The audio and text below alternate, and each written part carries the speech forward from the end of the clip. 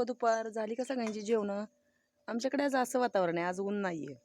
आभाळ आले आणि असं छान वातावरण झालंय. माझं झालेलं आहे काम सगळं. तिकडे काळ्याला भाकरी दिली आहे खायला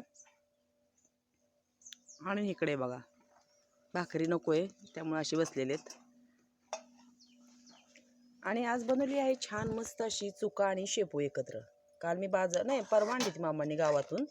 काल बाजारावरनं येताना शेपू आणला होता आणि थोडीशी आळूची पानं आणली होती वड्यांसाठी खरं तर, पण वेळ मिळाला नाही. त्यामुळं काय झालं, आळूची पानं तशीच राहिली होती. मग ती पण धुतली, स्वच्छ बारीक चिरली आणि शिजत घातली. म्हणजे चुका, शेपू, आळूची पानं, थोडीशी तूर डाळ अशी मी शिजत घातली आणि नंतर छान अशी ह्याची फोडणी देऊन लसूणची जिरीची फोडणी दिली, मिरच्या घातल्या कुटलेल्या आणि मस्त असं मोठं मोठं शेंगदाण्याचं कूट घालून बनवली आहे मस्त चुका शेपू गरगटा भाजी. यात थोडंसं मी काय करते, बेसन पीठ पण घालते गरगटताना.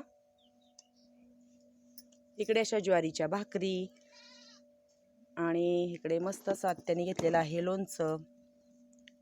हे काय केलं आहे, जसं थोडंसं लागतं तसं म्हणून ह्या छोट्याशा भरणीमध्ये घेतलेलं आहे. आणि इकडे माझी शिजत आहे उपवासाची बटाट्याची भाजी.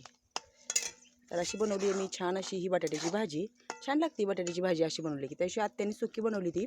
मी आज हिरवी मिरची घालून शेंगदाण्याचं कूट घालून थोडंसं पाणी घातलेलं आहे. तर कशी वाटली मस्त अशी उपवासाची हिरवी मिरचीची आमटी. म्हणजे थोडीशी मीडियमच आहे. ते पण मला नक्की कमेंटमध्ये सांगा. आणि या सगळ्यांनी छान असं रानातलं जेवण करायला. आणि चुक्याची भाजी तुम्ही कशी बनवता ते पण मला नक्की कमेंटमध्ये सांगा. आता आम्हाला जायचं आहे दोघींना आवरून शेळ्यांना वैरण आणायला. आज मामा जरा बाहेर गेलेत त्याच्यामुळे वैरणीचं काम आमच्याकडे आहे. मग नंतर लावायचं आहे मला मुळा. असं छान आमच्या गावाकडचं सुंदर असं वातावरण कसं वाटलं ते मला नक्की कमेंटमध्ये सांगा. तर चला भेटूया पुढच्या व्हिडिओमध्ये.